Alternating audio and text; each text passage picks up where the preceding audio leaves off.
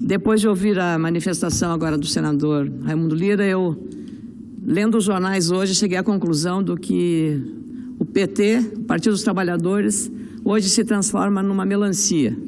Verde por fora e vermelho, muito vermelho por dentro. É uma forma exatamente de mudar a fisionomia radical, que combateu até a véspera, para se converter agora num partido que não é ser feliz de novo, o povo feliz de novo, o mantra que foi de Dilma, de Lula e de Haddad, mas agora é o Brasil para todos. Mas quer enganar quem? Com esse discurso que já foi repetido lá em 2010, 2014, para a reeleição, e agora muda-se o slogan, muda-se a cor da bandeira. Até isso fizeram. Prestem atenção. Tira a bandeira vermelha, senador Raimundo Lira, e bota a bandeira verde e amarela. Quem acredita que de uma hora para outra, por um interesse eleitoral, para ganhar lá no Nordeste, que em 5 capitais o Bolsonaro ganhou, e aí eu não estou aqui fazendo apologia de um candidato que eu decidi apoiar na terça-feira, porque no meu estado, mais de 60% do eleitorado gaúcho foi nessa direção. E o Rio Grande do Sul não aceita neutralidade. Eu compreendi bem o significado disso. Gaúcho quer que tome esse lado, e eu tomei um lado. Tomei um lado da coerência que eu tenho na pregação desses valores. Porque, veja só, eles mudaram tanto que se transformaram nessa melancia, tentando vender a imagem de que são defensores dos interesses nacionais, do Brasil unido. Brasil unido? Mas eles o tempo todo disseram, nós e eles.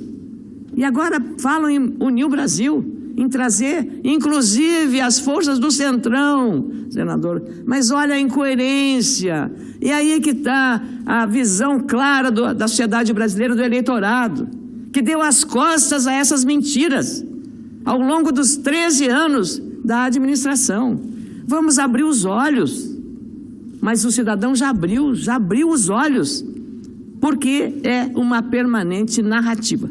Mais uma. Durante todo o tempo falaram em nós, no senhor, em mim, nos golpistas.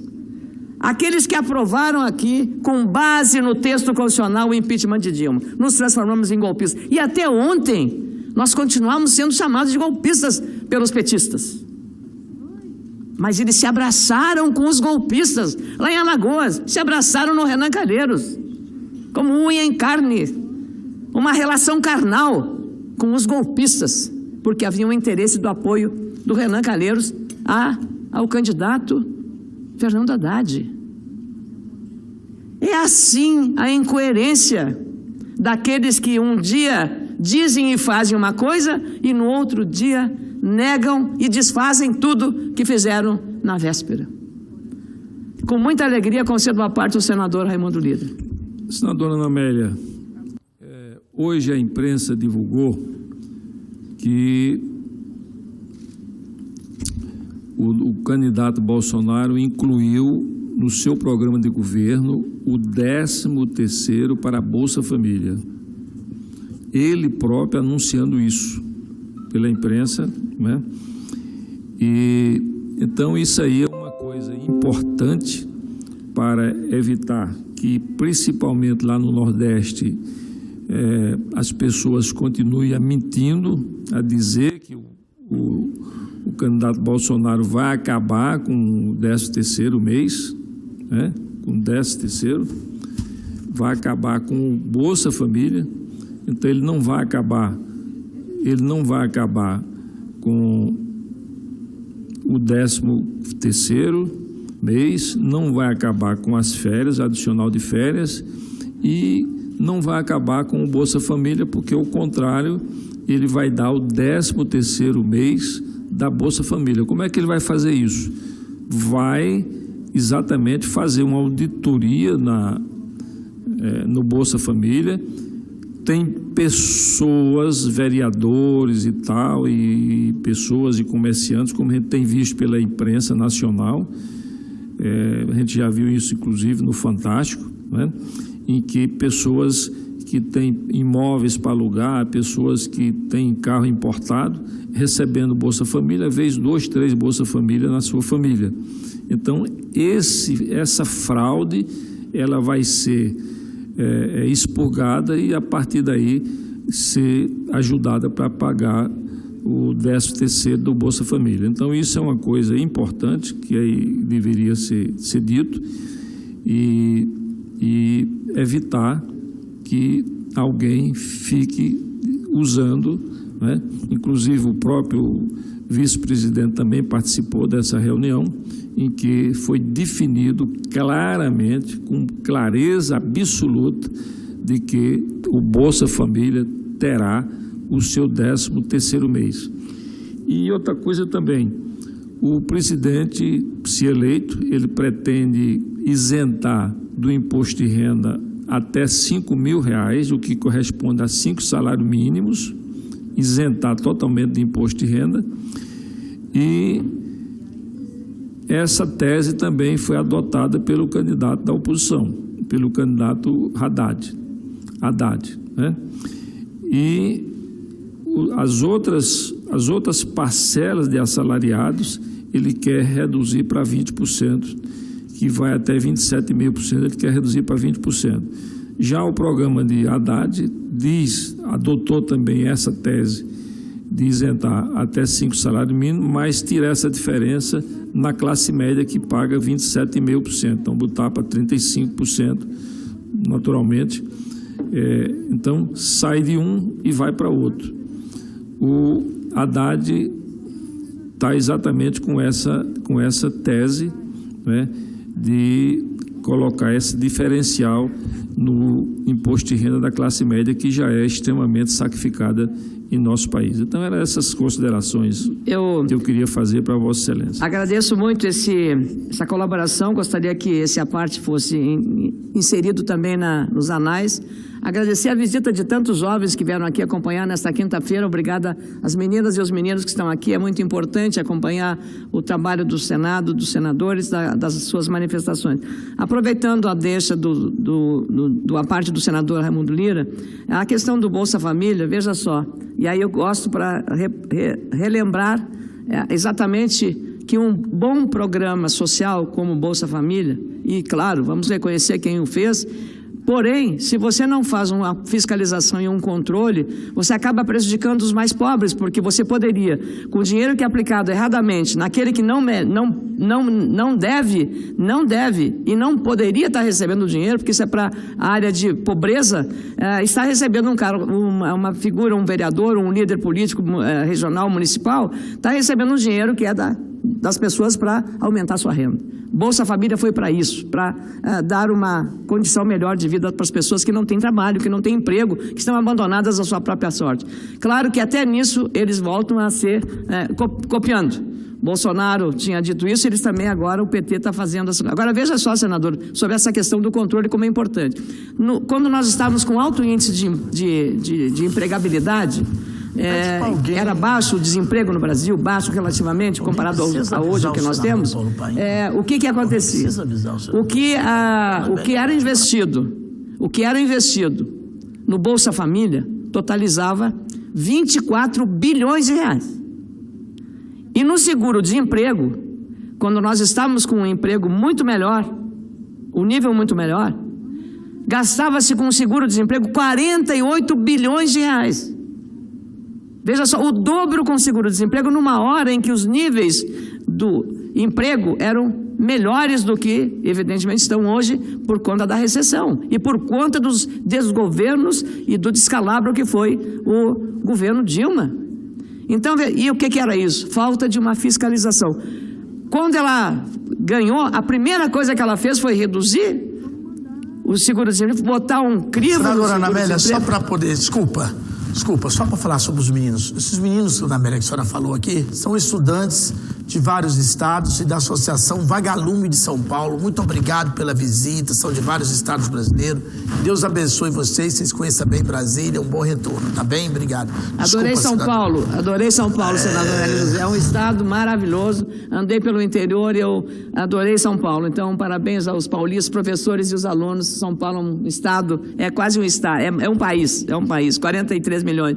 Mas eu estava dizendo, senador Raimundo Lira, exatamente na colocação disso, que essa necessidade dessa fiscalização é fundamental. Queria também aqui lembrar que nesse processo de mudança radical que estão os petistas para convencer o eleitorado de que agora o PT é verde e amarelo, não é mais vermelho. Agora é o PT melancia, verde por fora e vermelho por dentro. É exatamente isso que eles querem convencer a população brasileira disso. Então se valeram, trocaram a bandeira vermelha do 13 pela bandeira brasileira, da ordem e progresso. Veja a contradição, é tudo que eles não querem. Querem muito mais substituir o povo feliz de novo, por um slogan, Brasil unido de novo. Não dá para acreditar nessa cantilena, nessa ladainha. Se juntaram aos golpistas para ganhar a eleição, especialmente no Nordeste. Fizeram de tudo. Dilma dizia, vamos fazer o diabo para ganhar a eleição. E fizeram o diabo, gastaram os tubos. E agora os próprios eleitores lá em Minas Gerais deram o troco. Haddad dizia até ontem, Haddad é Lula. Estavam lá, tudo que era lugar, a foto do Lula, Haddad é Lula. Lula fora agora. Haddad é PT, junto com a sua aliança. Esconderam o Palocci, pelo amor de Deus, esse é o fantasma. Esse é o fantasma para eles. Porque o que está vindo aí, parece que já tem gente pegando passaporte para ir embora, para sair do Brasil. E Zé Dirceu, cala o Zé Dirceu. É impressionante a mudança que fizeram. Será que essas mudanças são reais? Ou é, como nós sabemos, apenas o discurso? Engane-se quem quiser, mas quem conhece a prática que faz esse partido, cujos líderes maiores ensinam que é preciso, para chegar ao poder, fazer qualquer coisa, a qualquer preço para conquistar o poder. E esse discurso da defesa da democracia, como falou agora há pouco, no pronunciamento do senador Raimundo Lira, é o discurso que sustenta o livro Como as Democracias Morrem, de dois professores dos Estados Unidos, que escreveram uma obra que está sendo uma das obras mais vendidas no mundo, Como as Democracias Morrem. Exatamente por isso, porque os líderes vêm na campanha dizendo que defendem a democracia, os valores democráticos, do PSOL ao PT, do PCdoB ao PT, defendendo a democracia. Não acredite. E eles virão com a faca nos dentes. Eles são contra a Lava Jato. Eles atacam o juiz Sérgio Moro à torto e à direito, de todos os lados. Atacam a Polícia Federal, atacam todos. Querem até mudar aquilo que eles mesmos criaram. Lei da ficha limpa, a colaboração ou delação premiada, institutos que vieram para fortalecer o poder das instituições num Estado democrático de direito, em que a defesa é assegurada a quem é denunciado, na sua extensão completa, como prevê as verdadeiras democracias. E, felizmente, as nossas instituições estão fortalecidas.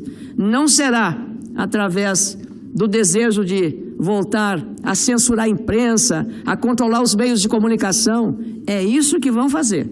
Se chegarem ao poder, controlar os meios de comunicação, censurar a imprensa, tentar controlar, como eles gostam de fazer, nos regimes. Venezuela, muito bem lembrado pelo senador Raimundo Lira. O que deu a Venezuela, e hoje nós podemos testemunhar, com a vinda dos venezuelanos de todos os níveis, até juízes, magistrados estão vindo em busca de uma oportunidade em qualquer lugar. Abandonaram tudo, porque são perseguidos pelo regime de Maduro. Nós não podemos aceitar que o Brasil se transforme numa Venezuela. Não podemos aceitar. Não vamos desistir do Brasil. E o Brasil não é a Venezuela. Os brasileiros, no dia 7 de outubro, deram um recado muito claro. Agora, nós mandamos. Não é o PT que vai fazer a nossa cabeça, nem mandar na nossa cabeça, nem na nossa vontade. Nós queremos a mudança. E os eleitores têm que fazer. Eu disputei. E eu respeito a vontade soberana do eleitor. Respeito porque democrata é assim. Perde, tem que reconhecer a vitória. Quem fez mais votos?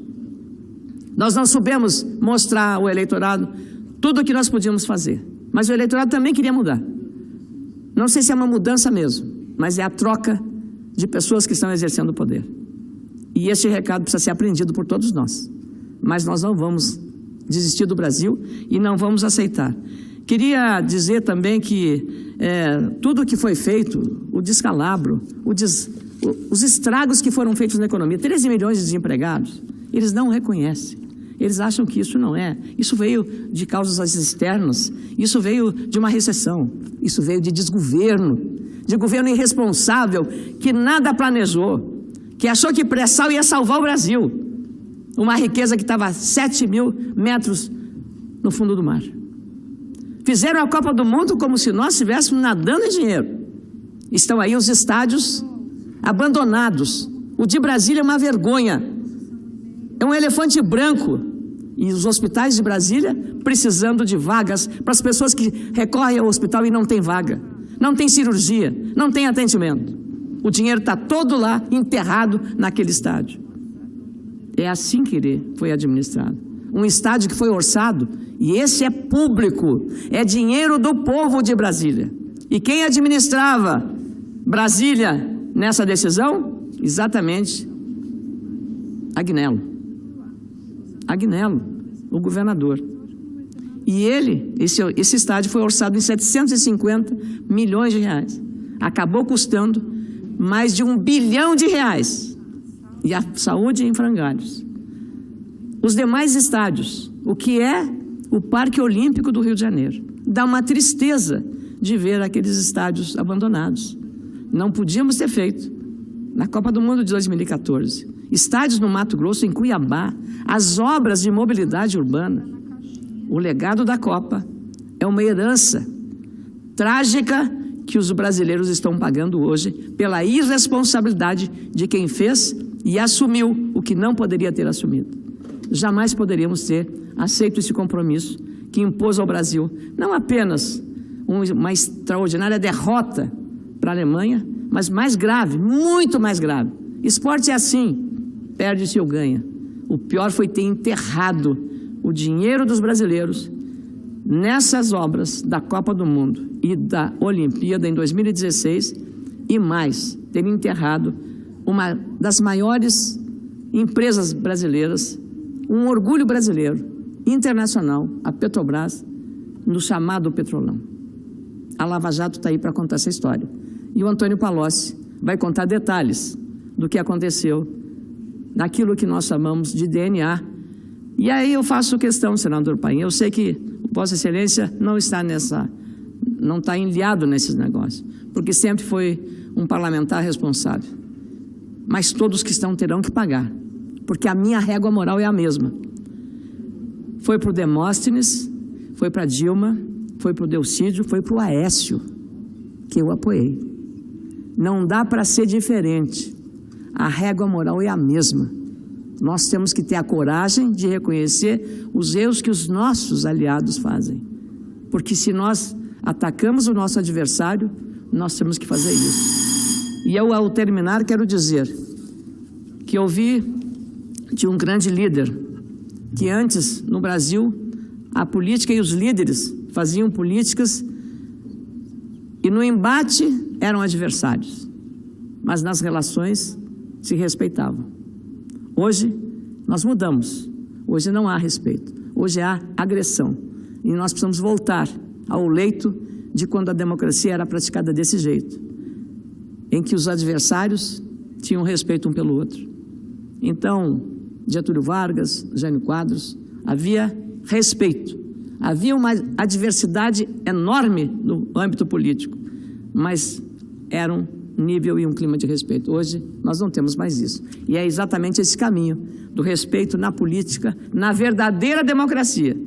não aquela democracia de fachada, na verdadeira democracia que nós temos que buscar para pacificar esse Brasil tão generoso e tão grande. Se Deus é brasileiro, nós vamos conseguir fazer isso. Muito obrigado.